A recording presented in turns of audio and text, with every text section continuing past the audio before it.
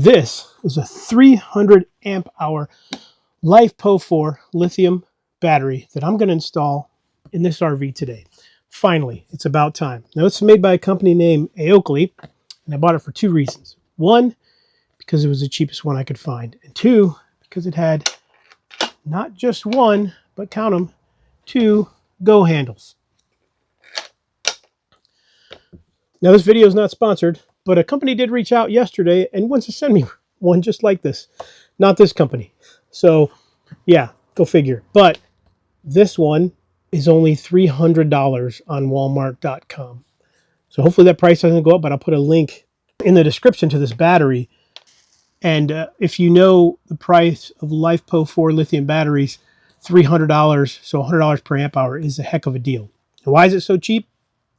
I don't know. Made in China. It's a cheap battery. The brand apparently is okay. There's some reviews out there that seem all right for them.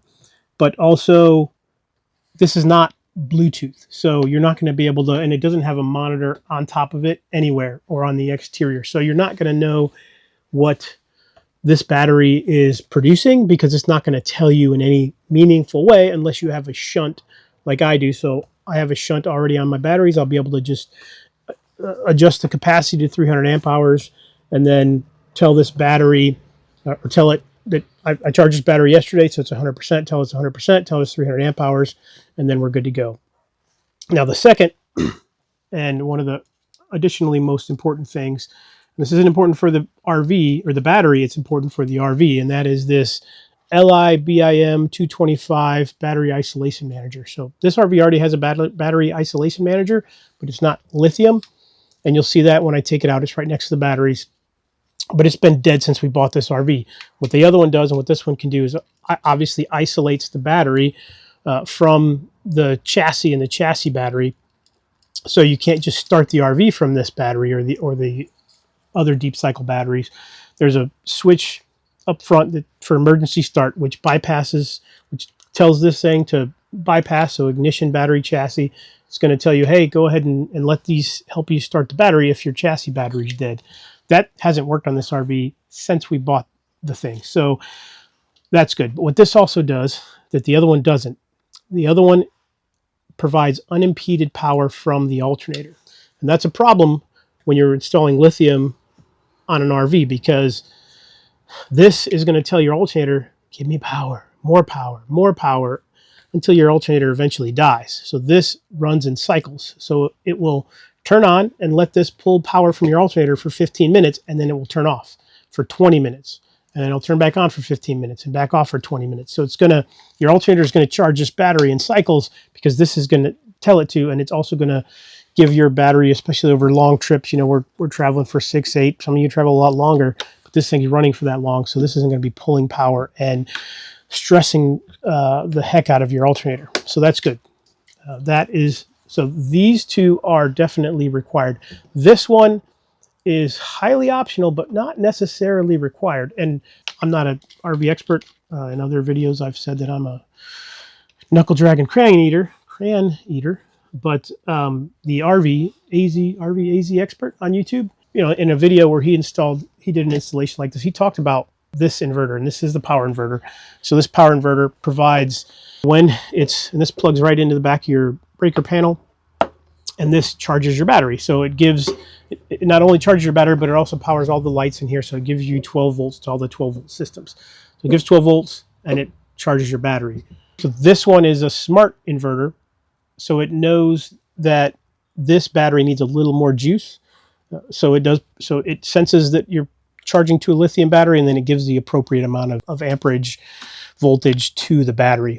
The one that's in this 2018 Thor A.C.E right now does not do that. It's built for the lead acid batteries. And the problem with that is it doesn't give enough voltage. It's just barely under voltage. So if you just use that alone and try to charge this battery, you're only going to get it to 90-something%. It will never charge to 100%. And why is this optional? Why did the RV A.C.E expert say it was optional? And I believe him. In some RVs, it's not optional, right? If you don't have anything else to charge your batteries, you're going to have to upgrade this. But a lot of RVs have rooftop solar. And also, your alternator is providing power. Your alternator, if you're driving a lot and you're not worried about only this inverter pushing power, so if you have the old inverter, your alternator is going to get this thing up to 100%. Your alternator is going to give it that extra power that this doesn't give it. Also, if you have rooftop solar, the rooftop solar running through, in my case, I have a Victron charge controller, is smart enough to also know that this is a lithium battery. So it will provide the extra, even though I've only got 200 watts of solar, it's going to provide the extra boost to get this up to 100%. So that's the down and dirty. There's a bunch of videos on YouTube. This is just another one for you to help you understand this, but also $300, 65 bucks, 130 bucks. So I'm going to do this complete setup for under $500. So for 300 amp hours, that's a heck of a bargain if you know the price of these. So this is a budget 300 amp hour install. We'll talk about some of these things here in a minute, but I'm going to start with the inverter since I've already got the rear bed taken apart. Just for reference, here's the front of my RV. Got a lot of tools and stuff out because we're doing a lot of work to it right now. But back here is the master bedroom, and underneath the bed, take off this panel here, slides over, and here are all my electrical components. And right there is the converter. And I apologize for the past and the future for every time I call this converter an inverter. The inverter, I have a 1,000-watt inverter under the refrigerator over there that runs the refrigerator. That'd be cool. We'll talk about that in a second, about if I want to actually install an inverter here, since I will have an additional, so 300 amp hours. If I get another 300 amp hour battery, that's 600 amp hours. I'll be able to run this whole thing for half a day, plus even run an AC on 600 amp hours. So we'll talk about that in a second, but let's look at this one first. This is pretty simple.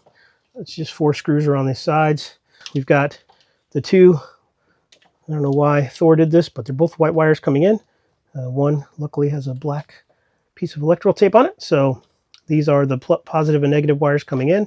And then over here on the side, it has a ground wire. So I'm going to go ahead and disconnect these. And then here's the plug right there. It simply plugs into the back of the breaker panel. So we have no AC power running to this RV right now. So only 12 volts. So once I disconnect this, I'm going to be just fine. So I'm not concerned. Then I'm going to fry myself. I'll just make sure that they don't touch each other, and then we will be good to go. So I'm going to take these, again, 4 screws. I don't think I can get you down here, just 4 screws. And then these lugs are X, and the lugs on the new one are flathead. So pretty simple. So one quick warning here, start with a negative, positive, and then go positive, negative. The body of this is grounded, so you will create sparks just as I did. Take the negative out first, and then it will no longer be grounded. Then when you take the positive out, make sure you put the positive back in first, and then the negative. So if you touch the body of it while you're trying to take that lug out, you won't create big sparkies. And even if you shock yourself a little bit, 12 volts is going to hurt you. Well, I will say, and obviously with the rest of this job, be careful with the, if you disconnect the battery first, you probably wouldn't have the problem that I did where I sparked that converter. When you run your screwdriver or your Allen wrench down into the positive, because it's grounded with a ground wire, you can jump an arc if you touch the body of the converter. So be careful there. But with the old converter, all I needed was a 4mm Allen. So the ground wire and the 2 lugs were a 4mm Allen. And then the screws on these RVs are these dumb square ones. So a long bit will help you. And then a long flathead to put it back together. So that was pretty easy. That one screw in the back corner is a little tough to get to. Although I didn't even loosen it because I couldn't. I slid it off of there and then backed it off a little bit, put it back again. So pretty simple. Now moving on to the batteries. I am going to save this. So it's going to go down below. And if I have a converter problem, like some people do, or someone else has a converter that died, I will have a spare and I can help them out on their side of the road. I also have a spare water pump and spare slide motors. So they will stay in the RV because my luck and other people's luck, always nice to help somebody out or help myself out. The batteries on my coach are located up here. Pro tip, well, less pro, more lazy guy tip. Keep the foam from the battery packaging so you can sit or kneel on it while you're doing this, since these batteries are down this low. But we'll pull these out, and again, be careful so you're not arcing, since this other BIM doesn't work. So make sure you're taking the positive, negative off, setting them aside, not letting the positive hit the frame. New battery to old battery comparison. So sitting down here. So this is about 13.5 long by 7.5 wide. And these are closer to 11 by 7, maybe a little long. Well, yeah. So it's going to fit here without. I'm going to have, a 1/2 inch to 1 inch before you get to the tank, the reservoir there for the hydraulic lift system. But this one will fit. But if I'm going to put another one back there, or if I'm going to put this one back there, these two metal dividers, there's two metal divider back there, they're too close together. So if I'm going to put it there, I either need to elevate the battery or slide it back. So that's what I need to do. But my plan is, obviously, you're not going to need this jumper that's jumping the negative to the negative, and you're not going to need the jumper that's jumping the positive to the positive. Hopefully, I don't need to order a bus bar because there's a lot of connections on this. So we will see if they're needed or not.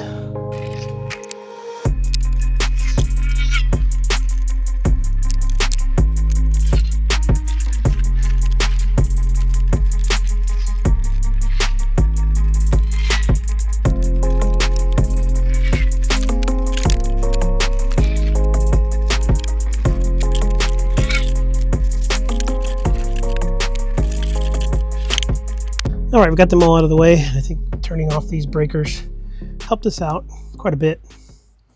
There's the isolation manager right there.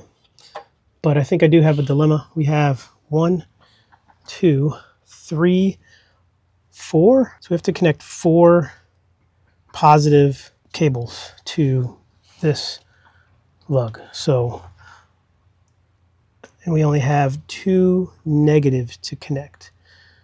I can get 2 negatives on there, but positives are going to be a problem. So yeah, we need a junction bus bar. So I need to order a bus bar. But let's just go ahead. And if I didn't note it, if I also didn't say, I talked about the size of the battery. The size is one thing, but the weight is, so this one battery, which is 300 amp hours, those are 100 amp hours each. But if you cut that in half, you only get 100 amp hours total, and you get almost full cycle out of these. So this is, in essence, not 3 times, but almost 5 times or 6 times the battery capacity, in essence. But in reality, pure battery power, it's only 3 times. But it weighs the exact same as one of those. So this is right around 70 pounds, and one of those is around 70 pounds. So you get 3 times the capacity for the same weight, which is also great. Our isolation manager here has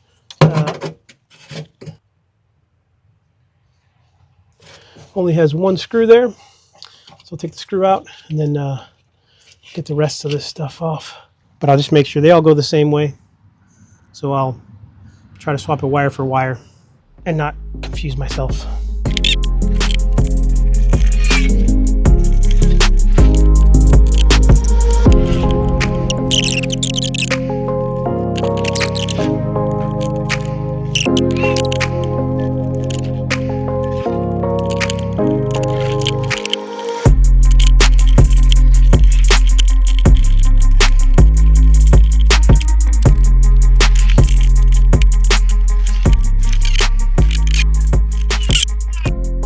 All right, it fits here. Second one, ooh, it's going to be tight.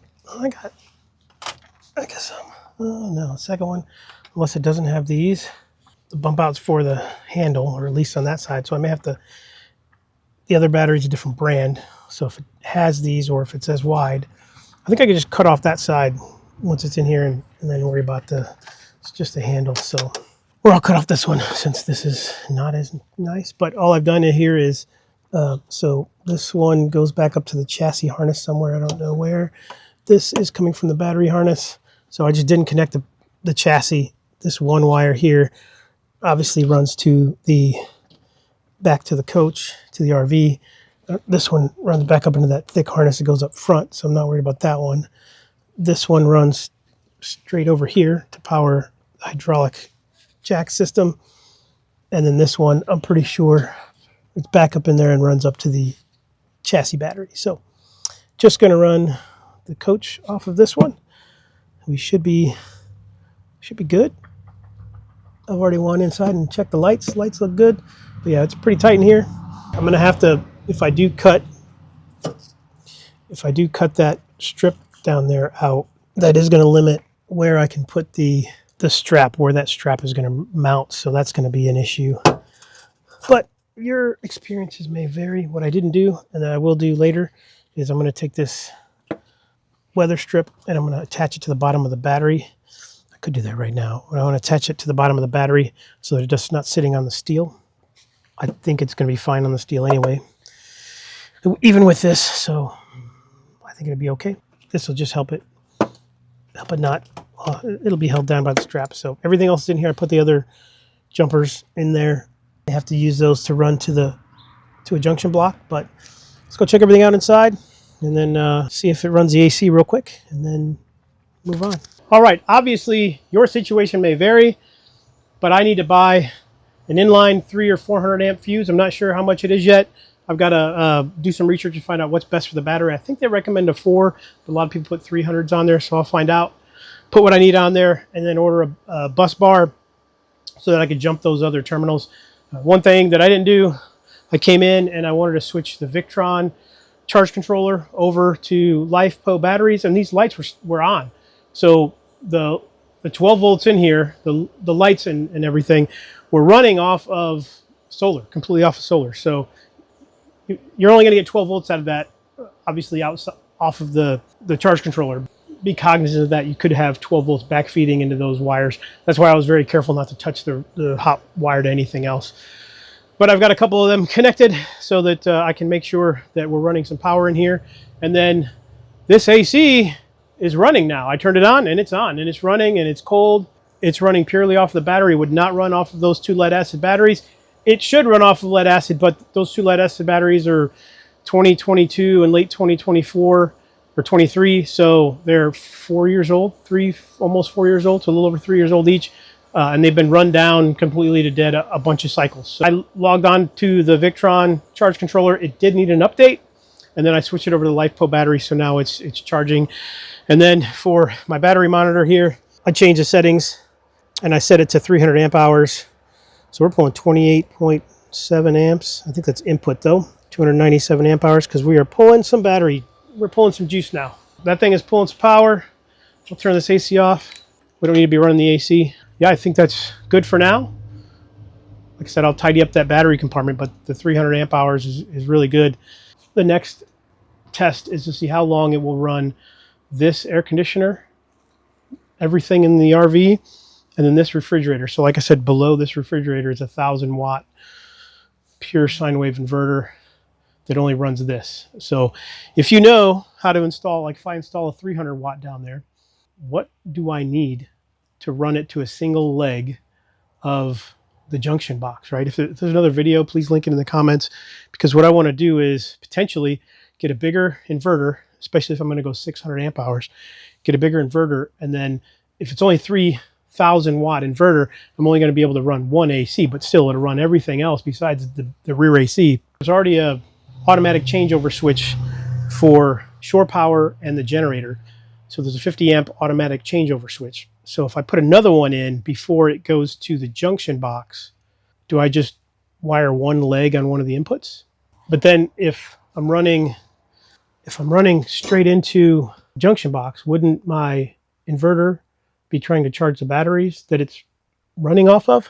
That's the thing, right? The inverter is going to be pushing power to the converter, and the converter is going to be pushing 12. Research needs to be done, but that is a future potential plan. Yeah, we'll see how good this battery charges with the, right now it's not plugged in. It's going to be sitting here on solar for a while. Like I said, I like the battery. That one battery is the same weight. It's only an inch longer and an inch wider than those other batteries, a little bit taller. So you're basically, tripling the power with the same weight. So don't worry about the weight, just the size is your only problem. 300 amp hours for $300, that's a deal. I'm going to order the bus bar now, and if my cost is over 500, I'll let you know, but I think I can buy a bus bar for pretty cheap. And the fuse, so that's what I'm going to do. Guys, like, subscribe, hit the bell, and I'll catch you on the next one. Here is the finished product. Got a 300 amp fuse. If this isn't right, yell at me now, but everything says this one should be fine. It's 300 amps at 58 volts. I did install a bus bar, so everything's running to a bus bar. The two smaller ones are going to one terminal, although the big battery terminal with this battery terminal are all on their own.